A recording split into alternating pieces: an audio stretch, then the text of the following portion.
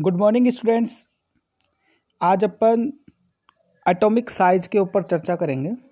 परमाणु आकार। देखो, परमाणु आकार अगर हम किसी एक पर्टिकुलर परमाणु यानी कि एटम का अगर अपन उसकी साइज का मेजरमेंट कर रहे हैं, माप रहे हैं, तो वो थोड़ा सा हार्ड है, मुश्किल है। क्यों? क्योंकि एटम इस मतलब फ्री अवस्था यानी कि एक तरह से स्वतंत्र अवस्था में पाया जाना, ओनली फॉर वन एटम, यानी कि एक एटम का, एक परमाणु का स्वतंत्र अवस्था में पाया जाना थोड़ा सा डिफिकल्ट है, मुश्किल है। तो फिर इसकी आकार का, इसकी साइज का मेजरमेंट कैसे करें? इसकी साइज का मेजरमेंट करने के लिए अपने को कुछ जुगाड़ बनाना पड़ता है।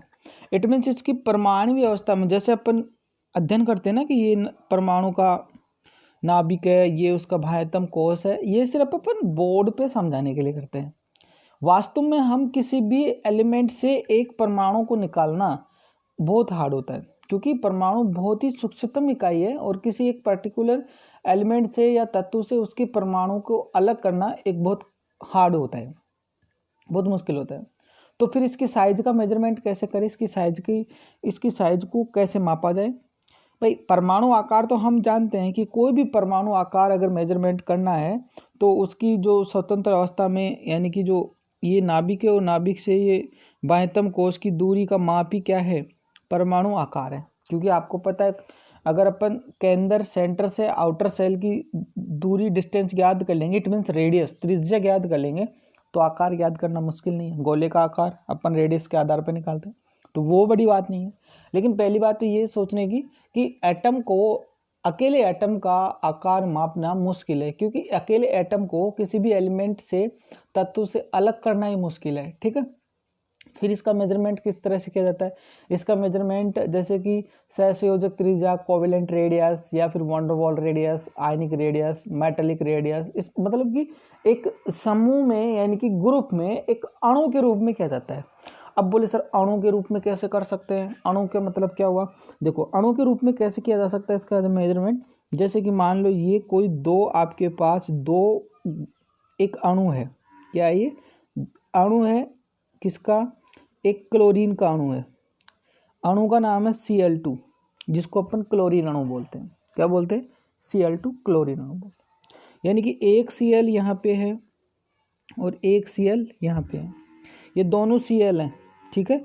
इनका नाभिक इनके बीच में है, ठीक है। इनका नाभिक क्या है? बीच में है। खाली एक Cl का अणु रहे ये पॉसिबल नहीं है, लेकिन Cl2 रहे ये पॉसिबल है। तो अब क्या करें? अपने को तो एक परमाणु के, यानी कि इसके नाभिक से इसकी बाह्यतम कोश की दूरी, यानी कि ये r अपने को तो रेडियस चाहिए, ठीक है। लेकिन मैंने कहा कि सिंगल परमाणु का अस्तित्व नहीं है, तो अब क्या किया जाए? अब क्या जाएगा कि ये दोनों क्लोरीन परमाणु हैं। कौन कौन सा? एक ये और एक ये, ठीक है। अपन क्या करेंगे? इसकी नाभिक की दूरी और इसकी नाभिक की दूरी, यानी कि ये जो न्यूक्लियस है, इसकी न्यूक्लियस की डिस्टेंस और इसकी न्यूक्लियस की डिस्टेंस, यानी कि r ये हो गया और r ये हो गया। क्योंकि सिंगल तो मिलना मुश्किल है, अकेला परमाणु क्लोरीन का नहीं मिलेगा। तो क्या करेंगे? अपन इस क्लोरीन अणु के जो दो परमाणु हैं, भाई ये क्लोरीन अणु बना है Cl2, वो दो एटम से बना है। तो इन दोनों एटम की न्यूक्लियस, यानी कि ये और ये, यानी कि ये यहाँ से लेके यहाँ तक r और ये यहाँ से लेके तक, यहाँ भी दोनों गोलों की त्रिज्या r है। तो हम क्या करेंगे? ये दूरी, ये दूरी है, इसको अपन माप लिया, ठीक है। और इसकी वैल्यू आ गई 2r। क्या आ गई? 2r। इसको मापा गया, इसकी दूरी को, तो पता चला इसकी दूरी का माप हुआ 198 पिकोमीटर। कितना मापा गया? 198 पिकोमीटर। ये टोटल है, 2r है। क्लोरीन नाभिक के मध्य की दूरी है 198। तो अब क्या किया जाए? अगर अपने को एक परमाणु का साइज चाहिए, तो अब आप समझ गए क्या करना है। अरे भाई, ये तो 2r है। अगर एक परमाणु का आकार चाहिए था अपने को, तो अपने को क्या करना था? ये 2r बराबर है 198, तो r बराबर कितना आ जाएगा? सही समझ रहे हो? r बराबर आ जाएगा 99। r बराबर कितना आ जाएगा? 99 आ जाएगा। तो एक क्लोरीन परमाणु की जो रेडियस है, वो अपन क्या निकाल ली? 99 पिकोमीटर। इसकी साइज निकाल ली, यानी कि इसकी सहसंयोजक त्रिज्या जो है, सहसंयोजक त्रिज्या है, सहसंयोजक क्यों बोला जा रहा है इसको, सहसंयोजक त्रिज्या है वो कितनी आ गई 99। तो इस प्रकार से एटॉमिक साइज का मेजरमेंट किया जाता है। अब देखो परमाणु आकार, ये इंग्लिश में भी है, इसको इंग्लिश में भी बताऊंगा लास्ट में। परमाणु आकार एक स्वतंत्र परमाणु के नाभिक से बाह्यतम कोश की दूरी का माप है, इस बात को आप जानते हो। लेकिन जो मैंने अभी आपको बात समझाई वो सारी बात इसके अंदर है कि किसी तत्व के एक परमाणु का आकार ज्ञात करना अत्यंत कठिन होता है। क्यों?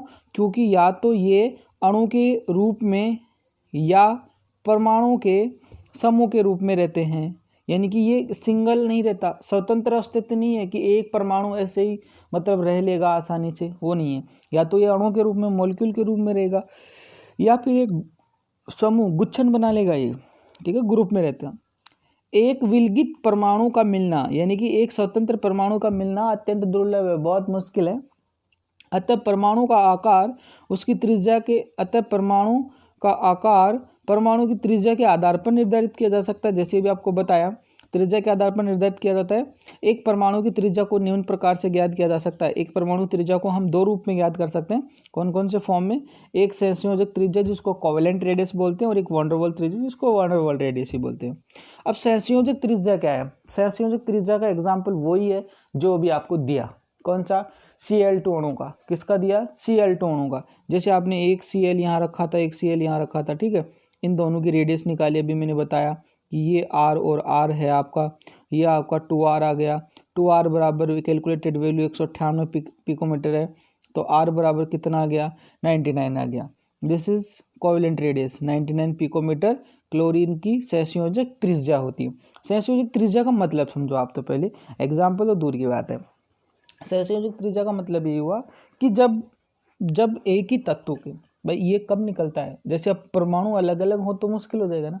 जब एक ही तत्व के, क्या बोलेंगे, जब एक ही एलिमेंट के दो समान परमाणु सहसंयोजक बंध द्वारा जुड़ जाते हैं और दोनों परमाणुओं के नाभिकों के बीच की दूरी का आधा, दोनों परमाणु के नाभिकों की बीच की दूरी का आधा उस परमाणु की सहसंयोजक त्रिज्या कहलाती है। जो एग्जाम्पल आपको दिया वही है कि दोनों Cl एक ही तत्व है क्लोरीन, और क्लोरीन तत्व के दो परमाणु है, Cl परमाणु और Cl परमाणु। इन दोनों नाभिकों की दूरी कितनी थी? 198 पिकोमीटर, और दूरी का आधा कितना हुआ? 99 पिकोमीटर, 99। तो क्लोरीन की सहसंयोजक त्रिज्या कितनी होगी? 99। और किसी की त्रिज्या निकालने के बाद अपन आकार निकाल सकते हैं। आपको पता है त्रिज्या और आकार में ज़्यादा फर्क नहीं है, ठीक है, तो इस प्रकार से हम निकाल सकते हैं। उसका दूसरा रिलेटेड पार्ट होता है कौन सा वाला? Van der Waals radius. ये वैन डर वाल्स रेडियस में थोड़ा सा डिफरेंस है। वैन डर वाल्स रेडियस का अर्थ हुआ ये कि ये क्या करते हैं कि इनके जो तत्व होते हैं ना, उनके परमाणु में कोई ऐसे बंध नहीं होता। जैसे अभी तो यहाँ तो क्लोरीन परमाणु में एक बॉन्ड नजर आ रहा था, ठीक है, इसलिए हमने इस गोले का और इस गोले का हमने दोनों के नाभिकों के बीच की दूरी का आधा भाग मान लिया और सहसंयोजक त्रिज्या की कोवेलेंट रेडियस की कैलकुलेशन कर ली।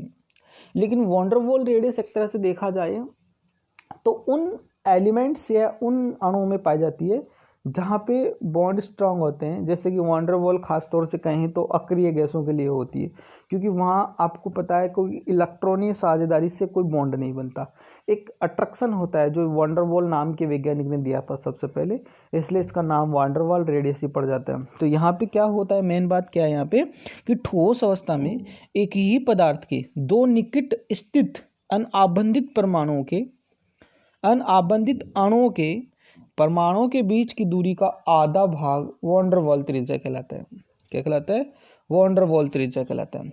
देखो ये जो पहला एग्जाम्पल था, इसके अंदर ये पहला एग्जाम्पल ये जो दिया गया था, ये अभी जो आपको बताया कि ये क्लोरीन परमाणु है, ठीक है, और ये क्लोरीन परमाणु है, ठीक है, इनकी दूरी का जो आधा भाग है, जैसे ये R है इधर से, ठीक है, और एक ये R है, इन दूरी का जो आधा भाग था वो 99 आया, वो अपनी है सहसंयोजक त्रिज्या। अब इनके अंदर क्या है कि ये जैसे कि मान लो अनाबंधित परमाणु ये इससे नहीं जुड़ रहा, ये क्या कर दिया, घाट काट रहा है, दोनों में एक साथ डाल दिया, ठीक है ना। तो ये परमाणु, ये अणु और ये अणु अलग अलग है, ठीक है।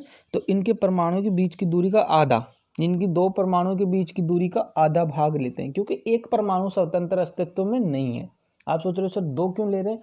क्योंकि सिंगल परमाणु का आकार निकालना मुश्किल है, क्योंकि सिंगल मिलता नहीं है, वो किसी अणु के रूप में या किसी समूह के रूप में होता है ना, इसलिए इसको अपन ऐसा किया जाता है। आगे बात समझ गए। पर संयोजक और वंडरवॉल में क्या डिफरेंस है? संयोजक और वंडरवॉल में ज़्यादा डिफरेंस नहीं है, ठीक है ना। संयोजक में एक संयोजक बॉन्ड होता है जो तत्व के समान परमाणु होते हैं और उनके इलेक्ट्रॉन साझेदारी करते हैं, फिर वहाँ पे बॉन्ड बनता है उनके केस में। जैसे और भी एग्जांपल ले सकते हैं संयोजक केस में, जैसे कि मान लो ये आपका ऑक्सीजन परमाणु है और ये ऑक्सीजन परमाणु है, इनकी दोनों नाभिकों के बीच की दूरी का आधा भाग जो होगा वो ऑक्सीजन की सहसंयोजक त्रिज्या कहलाएगी। इट मीन्स जो भी है अपन वो ले सकते हैं इसके केस के अंदर, ठीक है ना। तो अब अपन ने ये वंडरवॉल और त्रिज्या और इनके केस में कुछ एक एग्जाम्पल पढ़े हैं, ठीक है। अब बात अपन कर लेते हैं इनके केस में, देखो कुछ एक पॉइंट और हैं, जैसे कि देखो अतः वंडरवॉल त्रिज्या RW का मान हमेशा सहसंयोजक त्रिज्या से ये देखो ये RW और RC का क्या मतलब है? RC का मतलब है कोवेलेंट रेडियस, यानी कि सहसंयोजक त्रिज्या। C का मतलब कोवेलेंट और R का मतलब रेडियस, सहसंयोजक त्रिज्या। और RW का मतलब है W यानी वांडरवाल्स और R मीन्स रेडियस, यानी कि वांडरवाल त्रिज्या। तो ये कह रहा है वांडरवाल त्रिज्या RW का मान हमेशा सहसंयोजक त्रिज्या से अधिक होता है, इसमें कोई शक नहीं है। क्यों? क्योंकि वंडरवॉल त्रिज्या का मान क्यों है? क्योंकि वंडरवॉल ऐसी चीज है जहाँ पे उनके अणुओं के बीच में कोई इलेक्ट्रॉन की साझेदारी से बॉन्ड नहीं बनता। नाभिक नाभिक का अट्रैक्शन इतना नहीं है जितना सहसंयोजक त्रिज्या में होता है। वो तो एक अनाबंधित मतलब एक नॉन बॉन्डेड मॉलिक्यूल है। नॉन बॉन्डेड मतलब वो बॉन्डिंग नहीं है, बट खूब सारे अणु एक साथ रहते हैं तो उनके बीच में थोड़ी बहुत तो बॉन्डिंग होती है, ठीक है ना। एक मतलब चाहे दुश्मन कितना ही हो, लेकिन अगर एक ही साथ रहेंगे तो उनके बीच में भी कुछ ना कुछ इंट्रैक्शन तो होता है। तो वो वहाँ पे इंट्रैक्शन लाइट इंट्रैक्शन है, हल्का आकर्षण है। जबकि संयोजक में तो क्या होता है, दोनों की मतलब पार्टनरशिप होती है, बराबर की हिस्सेदारी होती है, तो वहाँ पे तो बॉन्ड जो है वो नाभिक के द्वारा मतलब क्लोज होते हैं, तो वहाँ पे तो बॉन्ड लेंथ क्या हो जाएगी, कम हो जाएगी। और बॉन्ड लेंथ कम होगी तो एटॉमिक साइज ऑटोमेटिकली क्या हो जाएगी, कम हो जाएगी। तो ऑलवेज एटॉमिक रेडियस कौन सी ज़्यादा होगी? वंडरवॉल एटॉमिक रेडियस ज़्यादा होती है, किससे? कोवेलेंट रेडियस से। इसके अलावा धात्विक त्रिज्या के आधार पर भी परमाणु का आकार ज्ञात किया जा सकता है। अब देखो धात्विक त्रिज्या का क्या फंडा है, धात्विक त्रिज्या के आधार पर भी ज्ञात किया जा सकता है। जैसे कि मान लो दो कॉपर के परमाणु होते हैं, ये कॉपर का परमाणु है, ये अपने क्रिस्टल जालक में, ये अपने क्रिस्टल जालक में, ठीक है। तो होता क्या है, जैसे कि कॉपर कॉपर कॉपर ऐसे खूब सारे कॉपर के परमाणु, लेकिन सिंगल कॉपर का मिलना मुश्किल है। कॉपर के परमाणु अब आपको सोच सकते हो अवगाद्रो संख्या के आधार पर कि कितने से छोटे आकार में कितने कॉपर के अणु होते होंगे, ये बात तो आप सोचते होंगे। थॉमसन का मॉडल पढ़ा है, उसके अंदर आपने सोचा कि परमाणु का आकार कितना छोटा होता है, 10⁻⁻10 मीटर। सोचो कितनी छोटी इकाई है। ऐसे ही आप अगर इनके बारे में जानते हो तो ये बनाना है, लेकिन ये होते बहुत छोटे हैं। और खूब मैं दो ही बना रहा हूँ कॉपर, दो कॉपर भी मुश्किल है, खूब सारे कॉपर होते हैं। हम तो इस कॉपर के महाकुंभ में से दो कॉपर के जो धातु के परमाणु हैं, मेटल उनके नाभिकों की बीच की दूरी, यानी कि इस कॉपर और इस कॉपर के न्यूक्लियस के बीच की जो डिस्टेंस है उसका हाफ, उसका आधा, यानी कि ये आर हो गया, ये आर हो गया। इन दोनों नाभिकों के बीच की दूरी का आधा मान क्या हो जाएगा, धात्विक त्रिज्या हो जाएगा। क्योंकि कॉपर क्या है, धातु है, तो यहाँ पे धातुओं के बीच में धात्विक बॉन्ड बनते हैं, मेटेलिक बॉन्ड बनते हैं, इसलिए इनको मेटेलिक बॉन्ड बोलते हैं। और यहाँ इन दोनों कॉपर के नाभिकों के मध्य की दूरी का आधा भाग क्या होगा, धात्विक त्रिज्या होगा। और ये वैल्यू कैलकुलेटेड होती है, यानी कि यहाँ पे कॉपर नाभिकों के बीच की दूरी का मान होता है 256 पिकोमीटर। कितना होता है, 256 पिकोमीटर।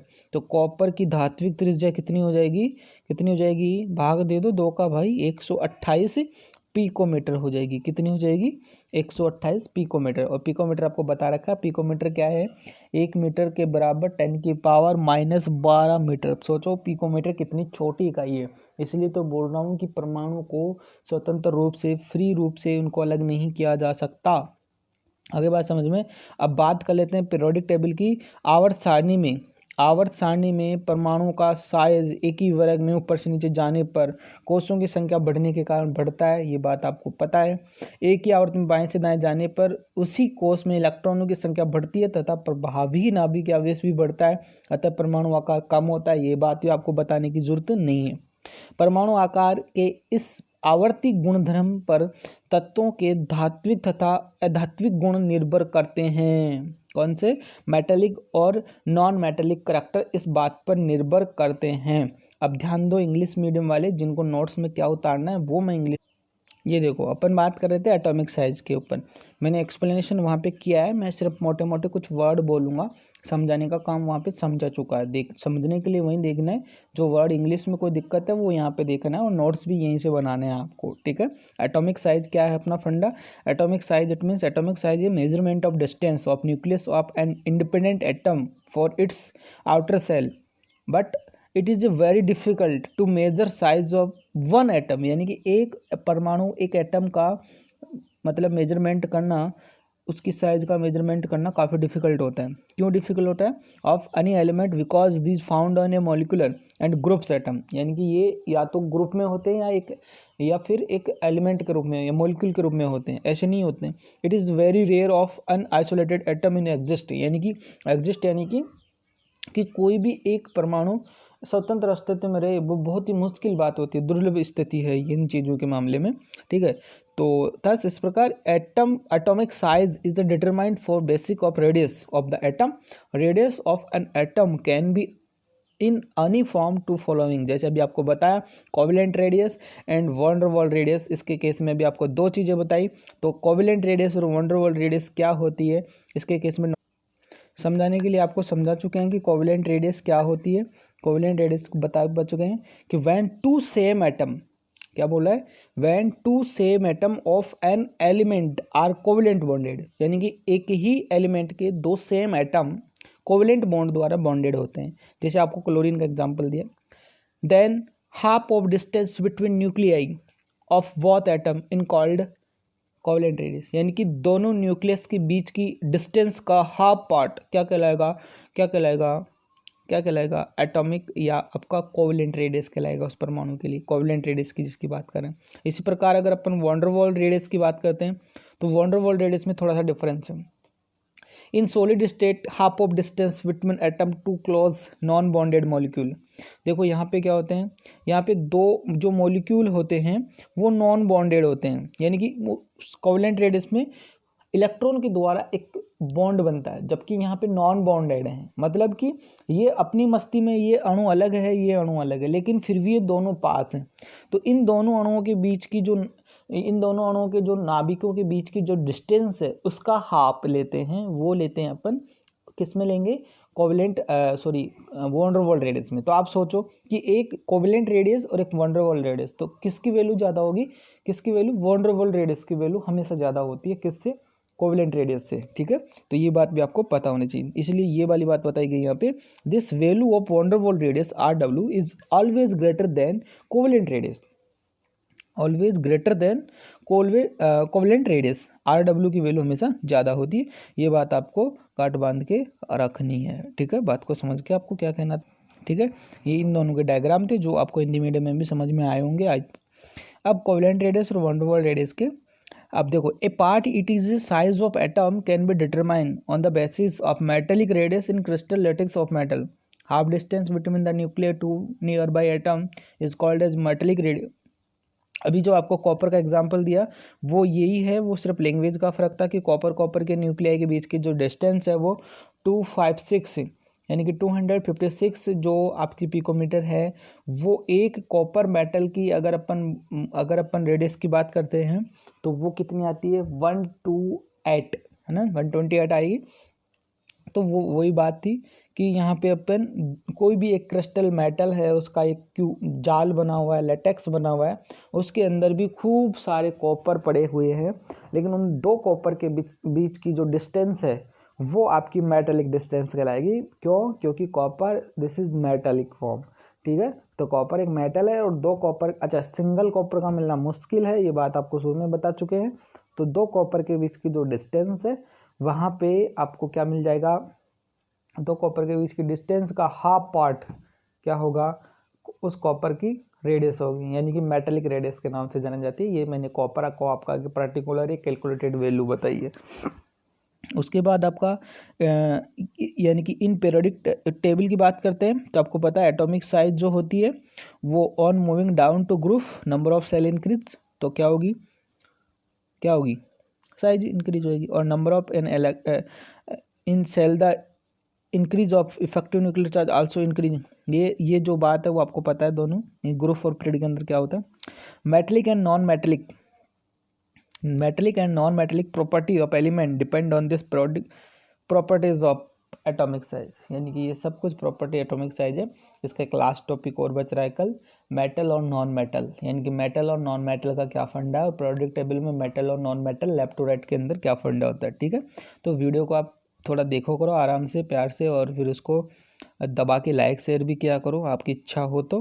बाकी वैसे आप नोट्स बनाओ, समझो साथ साथ। ठीक है, थैंक यू सो मच।